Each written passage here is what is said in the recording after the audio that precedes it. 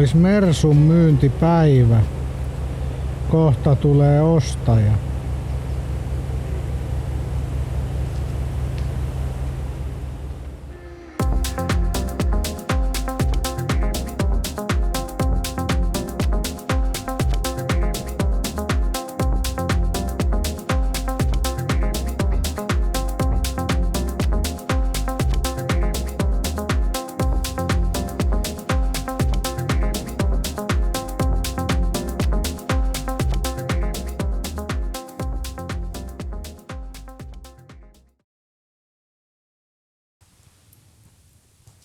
Esittelet siellä meidän uudet noin pussilakanasetin. Voin tuossa just sanomaan, että vaikka haluatko sinä? Haluun. Haluat? Okei. Mä voin esitellä ne. No niin. No niin, ottaa tyynyliinoista. Tyynyliinat. Kyllä. Tästä puuvillaa. Nämä on Vallila. Vallila, joo. Artisokka. Vallilan artisokka. Mm-hmm. Siinä se on. Joo. Pussilakana. Tällainen. Se on sama Vallilan artisokkaa. Noin puoleen hintaa. Puoleen hintaa. Poistu heidän valikoimastaan. Joo. Joo.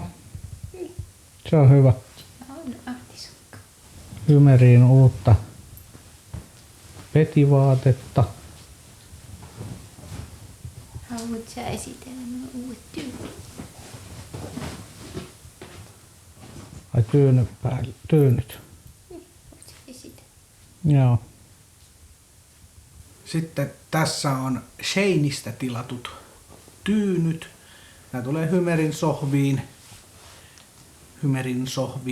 Kun Hymerin sohvista tulee sellaiset oliivin vihreät, se on sitten tosiaan sillä terassikankaalla päällystetyt, ne tulee tässä lähipäivinä. Niin tilattiin tämmöiset koristetyynyt Sheinistä. Nämä maksoi 2 kappaletta, maksoi jonkun 2,5 euroa, 3 euroa. Nämä tyynyn päälliset. Sitten tyynyt on meidän omat nämä sisustat täällä. Tämmöiset. Ne on ihan kivan näköiset tämmöiset. Vähän vihertävät. Siinä on vähän rusehtavaa, niin sopii sinne sisustan väreihin. Valitettavasti tää takapuoli on tällainen valkoinen, että tää ei ole kovin kiva, mutta olisi ollut kivempi, jos ne olisi ollut yksiväriset niin kuin kokonaan ympäriinsä kiitot samaa kuvioon, mutta ei voi siihen hintaa saada kuin toispuoleiset. Mutta ne on tosi kivat. Tosi kivat. Katsottiin nimittäin Tokmannilta.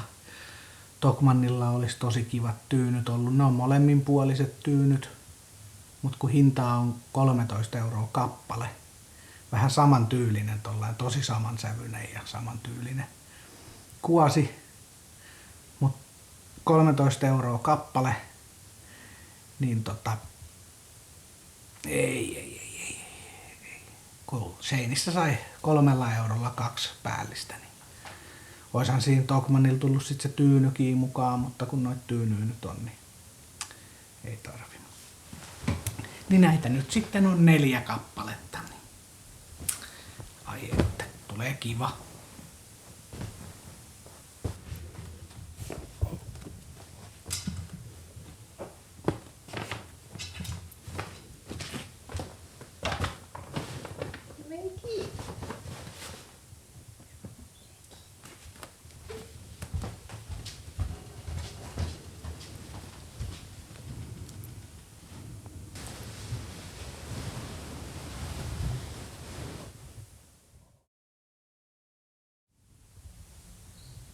Hymeri se odottaa vieläkin vaihelaatikkoa.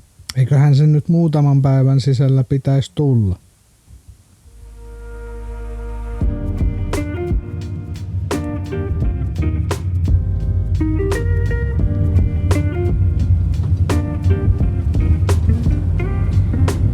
Ollaan menossa Hartolan markkinoille. En oo ennen käynyt ja me pitäis tossa kaupassa käydä, mikä on tossa keskustassa. Täällä on autoja ihan pirusti. Täällä on jotain tienohjaajiakin. Päästäänkö ne meitä kauppaan? Kauppaa? Kauppaa? Kauppaa. Niin, S-Marketti. S-Markettiin on mentävä tän kautta. Okei, niin se kiertää jos. Se kiertää sieltä joo. Juu, tästä ei kato, tossa on ihan traktori poikittaa, että siitä ei pääse. Okei. Selvä. Sieltä pääsee. Hyvät markkinat. Kuin myös.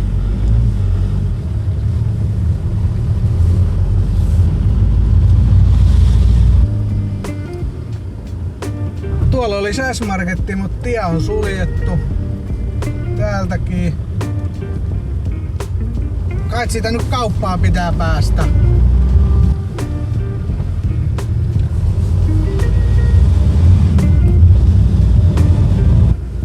Onks toi taksilta on? No, tässä ei kyllä näy mitään ei näy mitään kieltomerkkiä. Miten mä ajan siihen?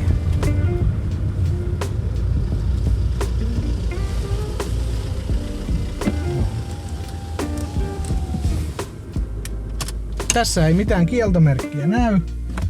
Pari taksia tässä on vieressä, mutta ei näy kieltomerkkiä, joten mä jätän tähän.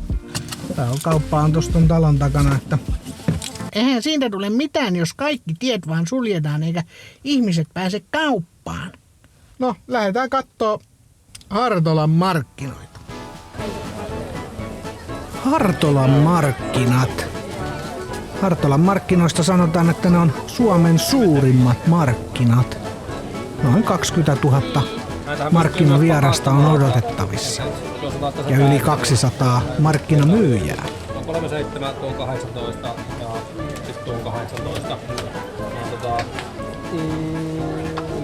Hartolahan on entinen kuningaskunta aivan tässä Heinolan ja Jyväskylän välissä.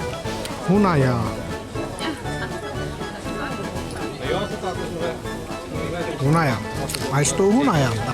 Hartolassahan on myöskin tunnettu Koskenniemi Camping, jossa muun muassa järjestetään jokasyksyiset SFC Rutusakin syyspäivät. Siellähän kokoontuu SFCn kerma. Markkinoilla oli kaikenlaista. Väkeä oli ihan älyttömästi. Myyjiä oli todella paljon. Markkinoilla oli kaikenlaista ruokaa ja tavaraa myynnissä. Ja hirveä porua, niitä on sitten kahdenlaisia kanssa. Nämä on nämä 300 gramman pukit tuossa, niissä on pikkusen possua pehmittikinä ja sitten nämä on 100% nämä 230 gramman pukit. Joo. Se mikä näissä on tietenkin suomalaista ja kunnon lihaa, että se kannattaa testata. Tiedät sitten kun kattelet videot, että mitä ne oli. Niin. Niin, tapu tosta. Noin. Kaloja oli ja lihoja niin säilykkeinä kuin tuoreenakin ja grillistä suoraan ja lettuja oli ja vaikka mitä. Tässä on esimerkiksi leikkuulautoja, jotka on tehty tollasesta epoksista. Tää oli ehkä markkinoiden semmonen mielenkiintoisin juttu sinänsä, että ihan oikeaa käsityötä ja ei ole mitään tukkutavaraa. Dope Design taitaa löytyä Instagramistakin. Sitten oli tietenkin korikauppiaita.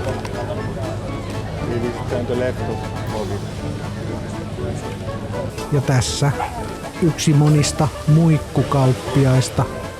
Muikkuannokset vaihteli 10 eurosta 15 euroon.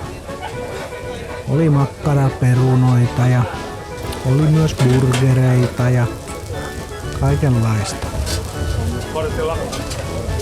Menee hetken aikaa. Ja poliisitkin tietenkin paikalla. Joku näytöskin siellä oli alkamassa, mutta ei jäänyt sitä kattelemaan. Armeijatavaraakin oli jonkinlaista muutamassakin kojussa.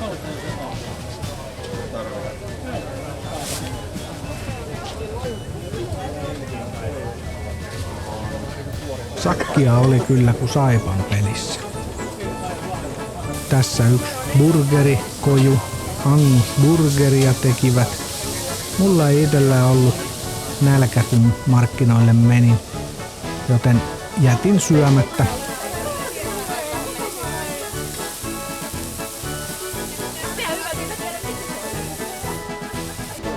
Muutamassa kojussa oli maistiaisia, niin toki maistelin, kuten tässä.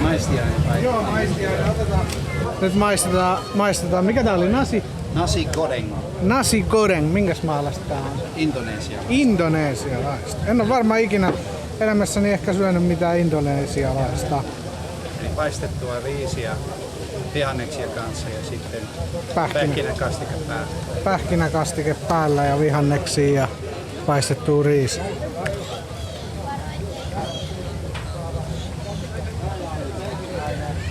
On pähkinäinen kastike.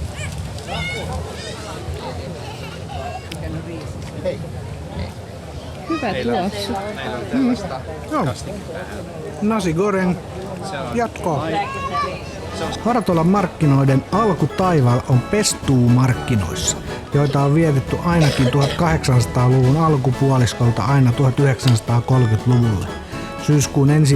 ja 2. sunnuntaina hartolalaiset viettivät Pestuu-tapahtumaa Jumalan palvelusten yhteydessä. Vuosisadan vaihtuessa vakiintui syyskuun 1. lauantai Hartolan markkinoiden ajankohdaksi. Haisuu jäi jonkun. Mikä? Haisuu jäi jonkun takkiin kiinni. Ai.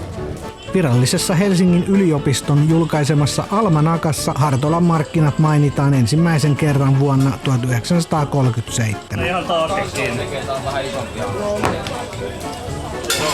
Olisiko porukka tänne, kun eilen mietittiin tässä pysyttäessä? On se näköjään löytänyt.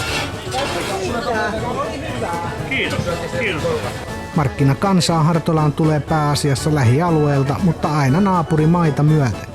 Markkinoille kokoontuvat niin hartolalaisten sukulaiset kuin tuttavat, samoin vapaa-ajan asukkaat tuttavineen. Kaikkiaan markkinaväkeä kertyy Hartolan keskustaan yli 30 000 henkeä ja yli 300 kauppiasta. Meinaava on. Elikkä näitä on joo, että ja sitten meillä oli häyhää ja vaikka mitä, niin niille kävi, että on niinku yllättävää. Meidän nää vähän erikoisia. Joo.